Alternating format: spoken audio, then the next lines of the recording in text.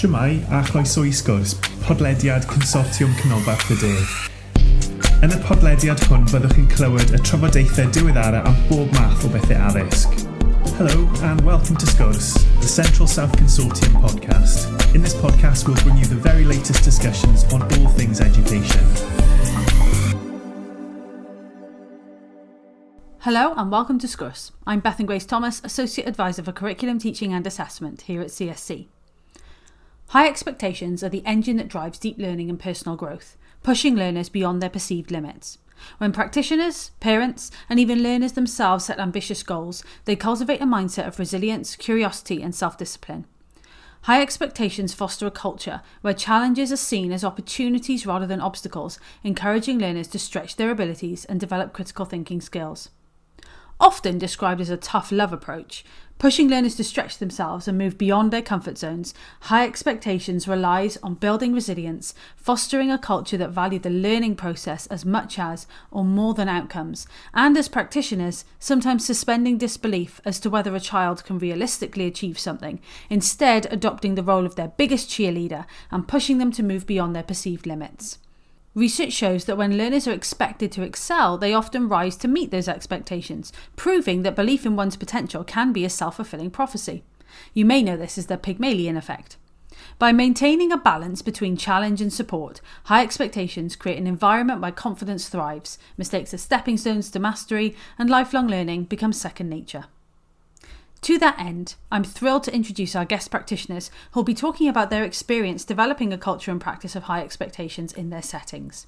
We have Polly Davis from Barry Island Primary, Calvin Thomas from Kenfig Comprehensive School, and Jude Davis from Coedyland Primary School.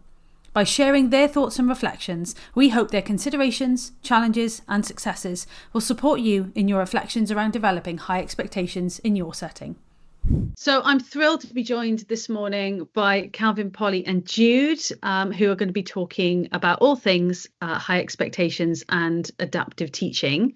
Good morning, everyone. Bordar, my first question for you is, what role do high expectations play in promoting equity in the classroom? Okay, I'll start off with this one. I think the role that they play is that no pupil is limited by their circumstances. We want all of the pupils in our schools and in our classrooms to be able to fulfill their potential and ideally exceed their expectations. We don't want any more of this poor dad syndrome. We want a culture of ambition and success for all. Counteracting any negative stereotypes or biases that may otherwise impact self-confidence, academic achievement, personal feelings of success, and particularly those of pupils perhaps in minority groups or areas of deprivation, or from families who don't always have the capacity to support them perhaps in the ways that they need to. What does everybody else think about that? Yeah, I think you're probably right. And, it's establishing what we mean by high expectations first. I think children respond really well when expectations are clear, and it's understanding what your school and what the ethos of the school is around expectations. It's looking at expectations under different umbrellas, so looking at behaviour, standards, presentation, attitude. And considering really carefully as a school what that looks like in your school, and then having clear expectations of children, and not just children, it's all stakeholders, it's your parents as well, and then looking at what we mean by that term equity. And effectively we need to be planning for those vulnerable groups, thinking about all groups of learners, whether that's your FSM, your global majority, your CLA, your young carers, and I think that's where the challenge can be sometimes, is you've got such a broad spectrum within your school, within your classroom, but it's making sure those expectations, whoever those children are clear, and those expectations then are high, which allows our children to believe that they can. It's that can ethos that permeates throughout the rest of the school.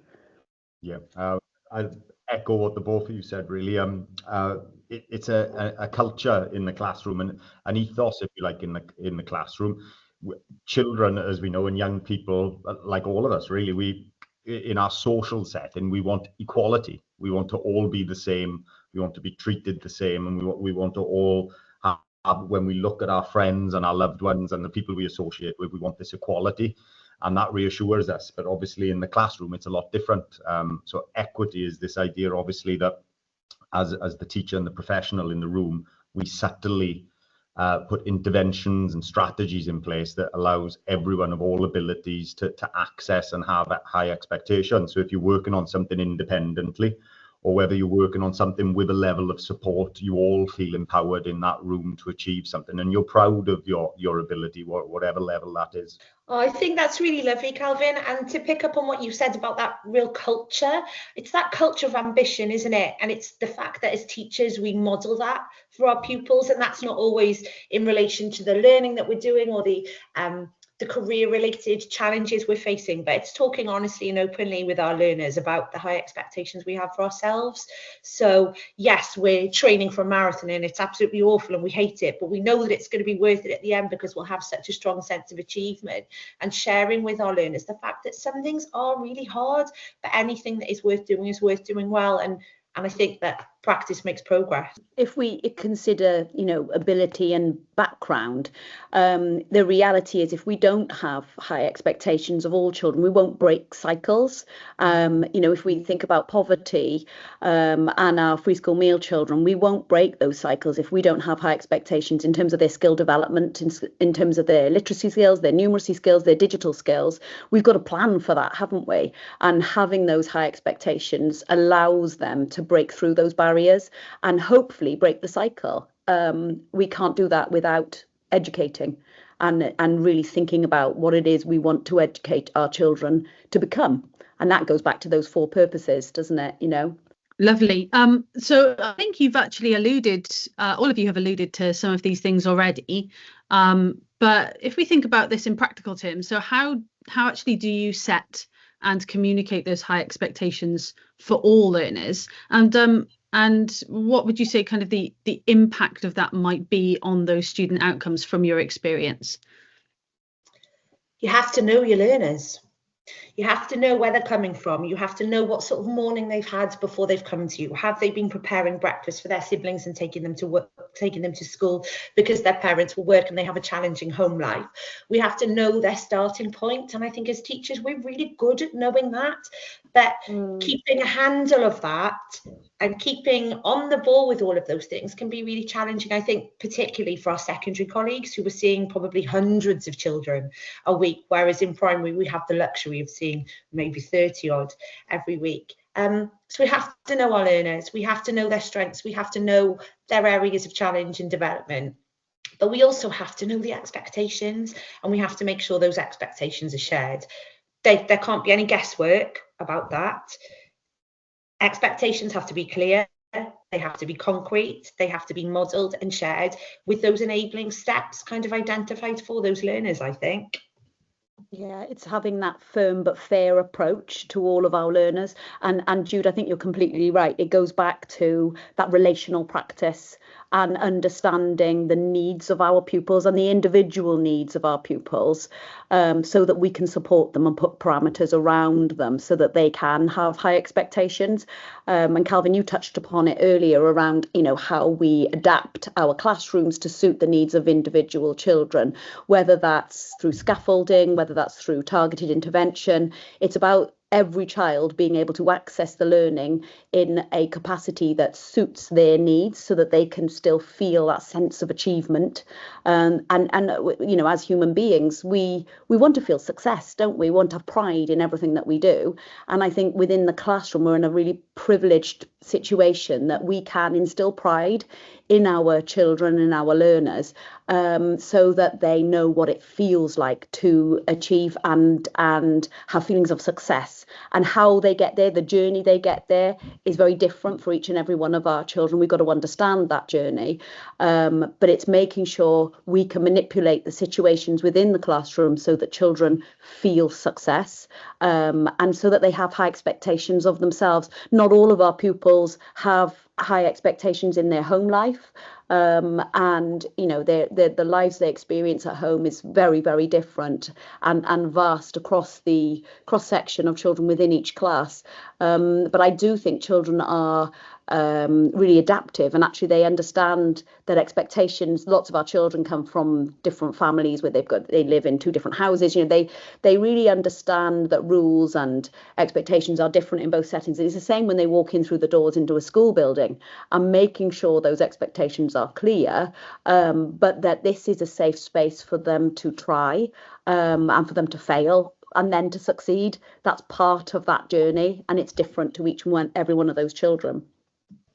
In terms of moving from the almost cultural kind of feeling in the classroom to the practical element of it, it's establishing those routines and those expectations from the start. Really, I encourage all the staff within our department here to set those expectations, and some of them are department led, but others are more personal to a teacher and their classroom, and asking a teacher to take ownership of their classroom in terms of what they want it to be in terms of a learning environment, and then just condensing that down into some steps for pupils, regardless of ability and background. These are the steps that we're going to achieve.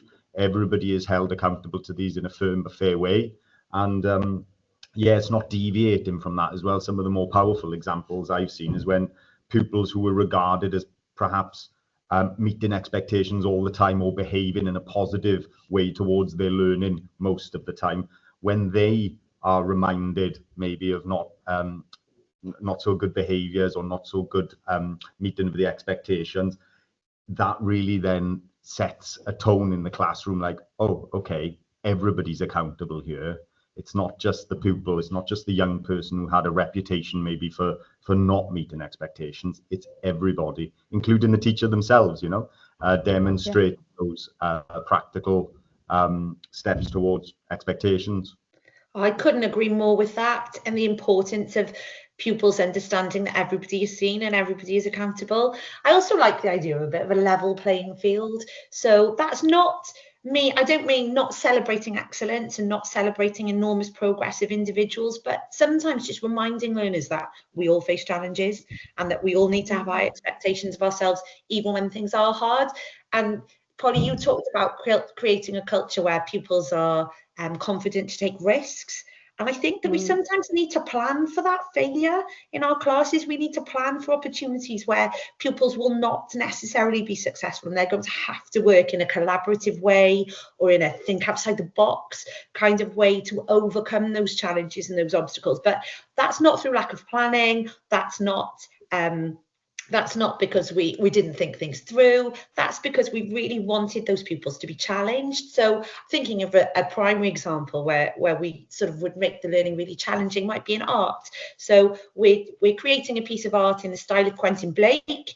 And the materials that we've got to experiment with that could be, food colouring, it could be batik dye, it could be watercolours, it could be, any number of materials, and then giving these pupils freedom and opportunity to explore and think, oh gosh, that didn't work. That was a disaster, but everyone found it a disaster. That's okay. How can we work together to solve this so that we don't have pupils out in front all the time? We give pupils opportunities across all areas of learning and experience to think, oh gosh, yeah, I could be the expert here, or I've got something to share that's of value. So I think we just need to create those opportunities for pupils to not always be successful and to have to develop that resilience. A really successful thing that we have found is that we encourage our pupils to pitch their own learning. So more than ever, it's so vital that we differentiate and we are inclusive to all. So I think as teachers now, we're very much needing to differentiate across lots and lots of platforms in lots and lots of ways. But actually, rather than directing children to their level of learning, it's about the children pitching their own learning and knowing that they've got control over their learning. They have ownership over how confident they feel. And actually, 9 times out of 10, I personally find that children, they want to step out of their comfort zone, not too far, not into the danger zone, but they do want to be challenged, and actually the more they realize actually they're in charge of their learning journey, and they have to have high expectations of themselves, because we're not going to be with them. I mean, I'm in a situation where I'm in primary, and I keep saying to our year 6 children at the moment, we won't come with you to comp. We have to instill this in you now, so that you believe in yourself, so that you are willing to pitch your learning and go for that higher paper, whether it be in literacy, numeracy, or whatever exams. You can do it, but you have to have the ability in yourself, and you have to pitch your learning and decide what you feel you are capable of achieving, and try and go for it. Why not? Oh, lovely. There's so many really lovely and tangible examples that you've given there. And just to kind of sort of explore that last idea a little bit further, how do you manage the fine line between setting high expectations and that learner overwhelm? And I know that, Polly, lots of the things that you just spoke about then certainly address that, but is there anything kind of further to explore there? I can certainly say from the secondary kind of context, children do, the young people do get overwhelmed. That they come from, especially in year 7, they come to us in that transition phase, and it's overwhelming. You know, they have not just one teacher anymore, or a couple of teachers. They have several teachers. You know, they have to move around the school site. They have to juggle the responsibility of several subjects. There's a working load there in terms of their memory and how that's working, and how much they've got to take on board. And it's our job, I suppose, in that year 7 kind of context, to make sure that we've got some really clear guidelines for pupils when they come into our classrooms in our subject areas about what the expectations are. But I think practically it's about putting down some steps, incremental steps, to how we gain levels of achievement. Task setting is a big one that we use in our team, and that's as simple as identifying learners who are feeling overwhelmed or do struggle with the processing of so much information, to give them these steps that they can just literally tick off and physically and tangibly hold, to remind them of what they need to do. Because I may see them on a Monday and then I see them again on a Thursday, and that's a long time in a young person's life. It flies by for me, but they tend to forget that they saw me earlier that week, you know. So those task setting lists and those learning stops and recaps, if you like, they are a real practical help in the secondary context for helping to ensure that pupils don't feel overwhelmed. There's no denying that, you know, as good as our transition is between primary and secondary, there's an almighty shock for our young children, and just how primary schools function. You know, we sort of really sort of value our open door policy, you know, and it's also very different in secondary, isn't it? And no matter how much we try to prepare those children for that, there's no denying even our most sort of secure, confident young people, they are overwhelmed when they transition. You've got those key transition moments, haven't you, throughout their primary journey, and then throughout their secondary journey. And a major bump in the road is that year 6 into year 7. But I think it goes back to, Jude touched upon it earlier, about resilience, and actually, you know, it's looking beyond the curriculum in terms of the academic subjects, and it's making sure we offer them those residentials, those outdoor, those wider extracurricular opportunities, so that they can experience failure, so that they can come up against challenges that maybe they've never faced before, things like abseiling or co-steering or kayaking, you know, and I think a lot that can sort of support some children is that sort of that sporting team sort of thing, things that we can teach them about being part of a team, and how actually losing, how important it is to lose. And I do think we're coming across children more and more that actually resilience is something that we need to be teaching, and we need to be more explicit in what resilience looks like and how it's okay to fail. And then when we are feeling overwhelmed, we've sort of equipped our pupils, our children, with almost like a toolkit on strategies and things they can fall back on where they understand those feelings. Yeah, let's pull those two things together, because Calvin, you mentioned earlier about enabling steps. and for learners. And then Polly, you've talked about strategies, and our pupils need coping strategies. As adults, we need coping strategies, and something that I have never found more helpful is the ability to plan, the ability to prioritize, and the ability to be selective. So we have to be honest, we have to be open, we have to be explicitly clear with our learners about where they are, so that they don't need to waste time worrying about the things they can already do. We need to celebrate what they can do and what they can do well, and with minimal effort. You know, you need to add 20% effort here to be very successful in literacy, but in maths, you're going to need to increase your effort by 40%, because these are the areas that require a little bit more work. We don't want them to waste time on things that don't need to be done. We want them to focus their energies on the areas that are going to add the most value, I think. And so teaching children to plan something as simple as mind mapping, something as simple as, you know, chunking your time. If I said to my 11-year-old daughter, I'd like you to spend 3 hours revising on Saturday, I mean, that it would not go down terribly well, but 3 hours, that's a long time to fill. If I said to her, just revise for 10 minutes on this particular area, 10 minutes is tangible, 10 minutes is slipping away really quickly. 3 hours stretches out almost infinitely for an 11 or 12-year-old. So I think we just need to teach our pupils these strategies of being selective, of being strategic in their use of time. We talk about strategy as teachers and senior leaders all the time, and that has to be passed down early on, I think, in order to equip them to be able to manage their own learning and development.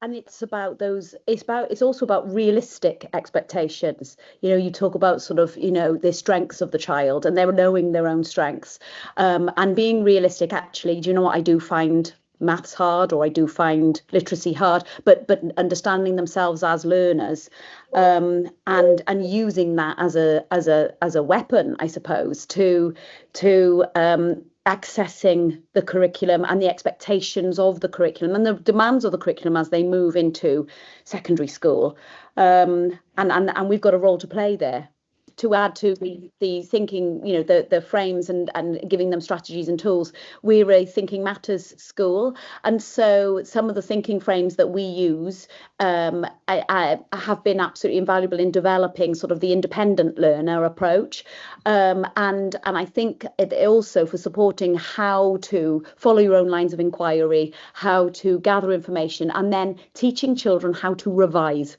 I think we sort of lost that along the way, and being resilient, and actually revising is really, really important, but this is how to. So again, it goes back to those tools and equipping children with the right tools, and you're absolutely right, Jude, those thinking frames, they're invaluable for chunking it down and making the task more manageable. And again, that goes back to expectations of what I'm capable of doing within an allocated amount of time of revision, which is hard for our children. Oh, lovely. So many lovely strategies shared there, and kind of a more, we talk very tangibly about academic practice, but actually then the impact on wider student life or pupil life. So in particular, behaviour and resilience, which we know is, and independence, which are big priorities across lots of schools at the moment. So could we just very briefly touch on formative assessment? So the role of formative assessment, and whether that actually impacts the strategies that you use, and the way that you might use that to then adapt teaching to maintain those high expectations.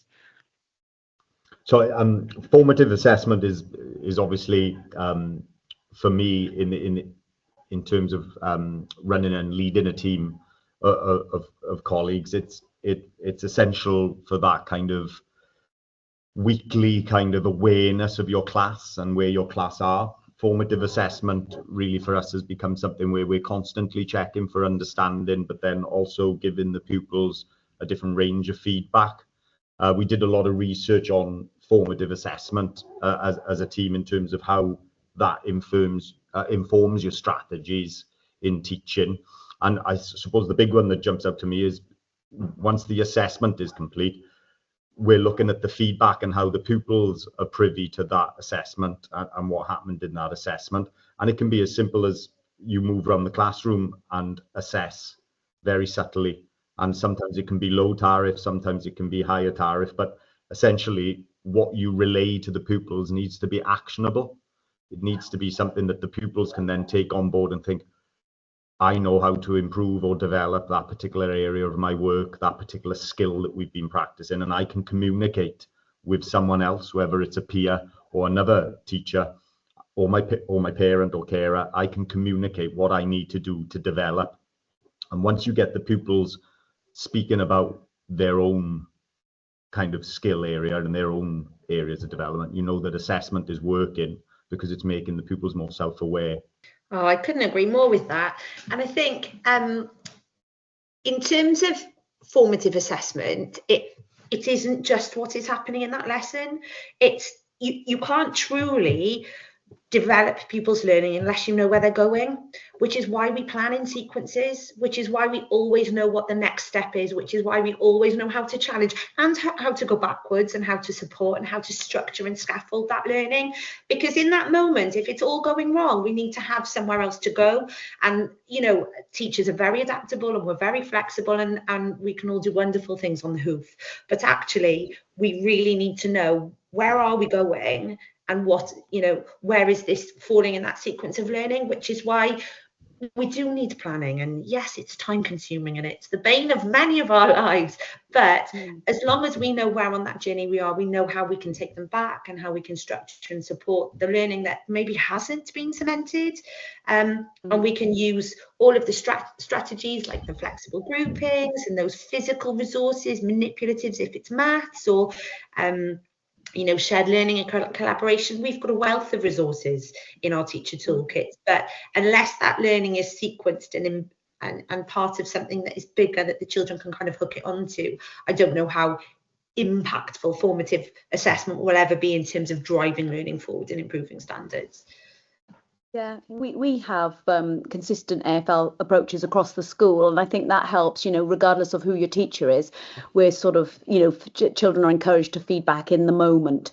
And I think 9 times out of 10, you learn so much, don't you? Even if it's a quick, everyone close your eyes, rate your learning. You know, we can do it in different ways where you're sort of like rating it with, you know, thumbs up, thumbs down, you know, whatever it is, whatever that quick snapshot is, it can change your lesson. It can change things in the moment for that particular learner. So often my seating plan will change within a lesson because children are pitching their own learning. They're then seeking that additional adult. And so they may be moving across the classroom, and it's those children understanding and knowing that's a really good thing. That's me taking charge. It's me taking ownership over my learning. But you can get that information from a very quick AFL strategy in the moment. And you can also sort of it's not being frightened to change the lesson and go back or think, actually, do you know what, there's a real lack of understanding here with this little group, or actually across the whole class. And so we need to go a few steps back. And I think that's really, really powerful. And then it's the strategies that are used in every day in their learning journey, in terms of even in their books. You know, in here we do things like tickle pink, go green, for them highlighting their own progression steps, responding to marking, challenge marking questions, engaging in self and peer assessment, using language like what went well and even better if, but being really, really demanding in terms of their AFL and their feedback. So not just the sort of wishy-washy feedback, next time I'll write more. what actually, it's looking at things like checklists, it's looking at success criteria. How will you improve that piece of writing? How will you improve that piece of work? Or how do you suggest your peer improves that piece of work? So those AFL strategies, if they're embedded across the school, by the time they leave us in year 6, they're used to proofreading, editing, improving, and they've got high expectations of themselves, and they have autonomy over their AFL strategies. And we've modelled that though, haven't we? All of those wonderful strategies. I especially liked your snippet there, Polly, about editing and improving. And so when we're teaching, I'm a literacy specialist, when I'm teaching writing, that is always modelled. That's modelled writing, and it's shared writing, and it's me saying, oh, do you know, now I've read that back out loud, everybody stop and read it out loud. What's wrong with it? Oh, well, miss, your punctuation's not great and it affects the meaning of the sentence. Okay, so reword it for me. Do it for me on your whiteboards now, and let's make that change. Oh, still not quite right. What word choice could be better here or more effective? But it's just modelling the fact that as professionals and as grown-ups, to whom children can think that we've got all the answers, that we haven't, and Yeah. we're on the self-improvement journey as well. That assessment for learning is not, it's not isolated for our learners, it's us. And it's every time I change this lesson, it's because I've reflected on what's happening. We just have to model behaviour. And I think then we're also encouraging resilience, that actually my first draft isn't my best draft. And that's okay, but it's being a resilient writer. It's having stamina for writing, or it's having stamina for learning. And that's what we're teaching them. Yeah, lovely. So many things that all kind of link together there, and that key message about the fact that formative assessment, 9 times out of 10, if formative assessment fails, it is because planning has not been thorough enough. That's planning is the bedrock of effective formative assessment. And again, that intrinsic link between academic impact and wider impact. So those strategies that are things like editing and redrafting and modeling mistake making, and modeling that challenge process, again impacting wider pupil life when we think about things like resilience and developing independence as well. So yeah, really lovely. So let's think about then maybe some reflections from you and your wide experience around this area. Could you think of a time when adaptive teaching or with high expectations and that culture of high expectations has significantly impacted a pupil's learning journey for the better? And as well as that, perhaps maybe some of the challenges around this, because it's not easy to do and it's not something that happens overnight. I can certainly share from the secondary context the idea of pupils of all abilities accessing qualifications and accessing the GCSE qualifications, as well as some of the entry-level qualifications that we have. We have some wonderful stories here at the School of pupils in our Additional Learning Needs Resource Centre accessing GCSE English Literature and going on to achieve level 1 and in some cases as well level 2 qualifications. And it all came down, it all came down to the teacher deploying those high expectations and those ideas of equity as well, that everyone will get there, but we have to think creatively and dynamically about how they get there. In some cases, you can see that once you get that high expectation with the pupils of all abilities and even pupils with obstacles to their learning can actually overachieve, and actually they achieve much more successfully than maybe pupils who didn't have those obstacles. So it goes back to that idea of harnessing attitudes to learning, positive attitudes to learning, and aspirations. And yeah, as I said, we've had some lovely examples of that, pupils really with additional learning needs, I must say as well, that are quite severe at times, and that are certainly a disadvantage to that young person in their life. They've just achieved something that's so proud of them, but also that they make their family so proud in the way that they persevere with their resilience.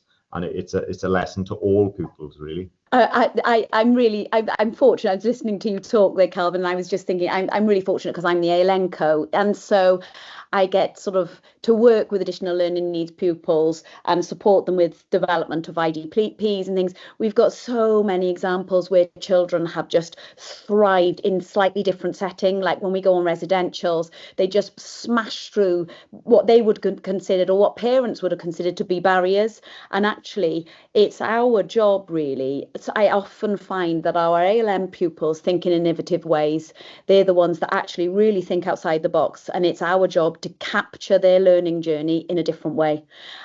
So often the ALN child actually orally really can think and share stuff, and just they're more creative in so many ways, and it's how we capture it. We use platforms like Seesaw where we can gather oracy evidence, or for instance, getting out and about, using your locality, tapping up, thinking about your extracurricular offer, and making sure that we adapt so that we can capture what they are capable of. And again, it's those aspirations, isn't it, entirely. I'm also thinking of a little girl with a sort of self-perceived perception of herself as not a mathematician, and actually that whole idea of, no, you pick your own learning, you decide what you want to access within this classroom. Here is a diet, a range of different ways of completing your learning objective. How you get there is up to you.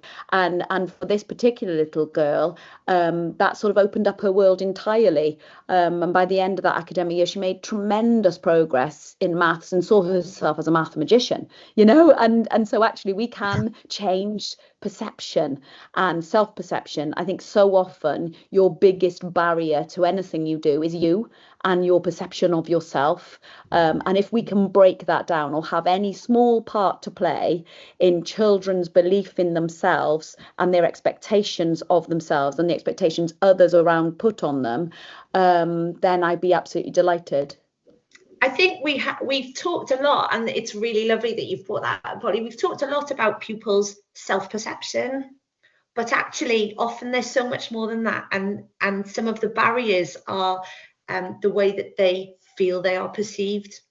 And so those labels that they've had, and your little girl who felt that she wasn't a mathematician, but if we think of all those other learners who just, that's how she felt about herself. But pupils are labelled early, and they're not just labelled sometimes by teachers, sometimes they're labelled by each other. We've got the naughty boy, and we've got the boy who finds it hard to listen, and we've got the little girl who's always ill on Mondays, and the little girl who children think, oh no, she won't be interested in that. And the perceptions that children have of their peers, I think, is really important. And we've got a significant role to play in changing those perceptions. And we do that by modelling the fact that we value all of our pupils. And because we know them well, and we take the time to find out what they're good at, and we take the time to find out what their interests are, we can really celebrate their individual successes and share those more widely. I was thinking, Beth asked us about some specific examples, and I was thinking about a little boy that came to one of the schools I worked in a few years ago, well, quite a few years ago actually. He had severe specific learning difficulties, dyslexia, unlike any I'd seen before, really. And there were just a pattern of things that had happened that had not enabled him really to flourish. He was having lots of interventions, which is great. The school should be providing those, but they weren't necessarily done in the most effective way. And so when he joined a new class where no pupils had any perceptions of him as the boy with dyslexia, he was just the new boy in the class. What we just had to do there was make sure that those interventions weren't happening in the lessons that he was really good at, that they weren't happening in maths and problem solving, and that he was able to be involved in all of the input of all of the lessons, and then those specific interventions were done in a really timely way. So he's been a part of all that learning, he's done all of the discussion, he's contributed all of his creative and experiential ideas. And now when it comes to the recording of that, now we do those interventions. It's maximizing the use of technology for the learners who are finding learning difficult. So using dictation software for them, recording our instructions on iPad so that they can be played over and over and over again to reduce that cognitive load. Now, strategies, I talked earlier about things like mind mapping and knowledge organisers and things like that. So giving pupils those strategies, and arguably those are good for all learners. But if we want to have equitable classrooms, we have to level that playing field, and we have to make sure that they're in place and that pupils are trained to use those. And that little boy, once his intervention was right, and that really was just organisational, it was just about changing the perceptions of him by his peers, that he's year 10 now.